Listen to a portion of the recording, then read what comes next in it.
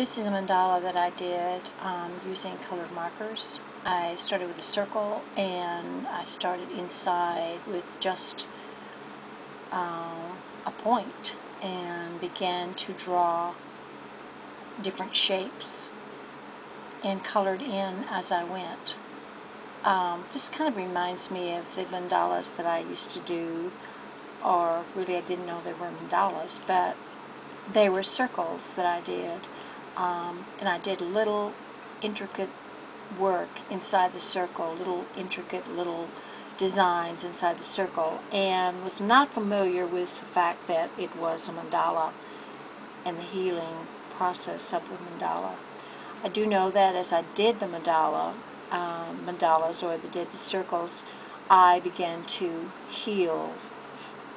Was in some intense therapy for depression, and I really feel that it was a part, actually the mandala work, or the work that I did with the circles, was a part of my own healing. It was after I started doing the course and I started reading about Carl Jung and his mandalas and how he used it both with himself and his own process as well as his patients, that I realized the power of doing the circles. But it was a natural process for me. I just simply felt safe in the circles that I was doing, and I enjoyed doing them, and they were almost addicting for me. I just couldn't stop. And sometimes they had meaning, sometimes I could understand what they meant, and sometimes I did not. Sometimes I would take them in to work with my therapist, and she would analyze them, and I really didn't like that very much, because sometimes the negativity that came out of the analyzing took away from the beauty of just simply doing them. I am an analytical person myself, so I'm really trying to avoid that in the mandala work that I'm doing. I do not want to analyze them.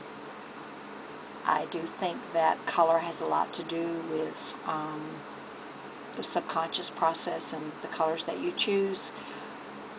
I do not want to get into analyzing at this point. So, this is another mandala, and I did this last night, and I thoroughly enjoyed the process.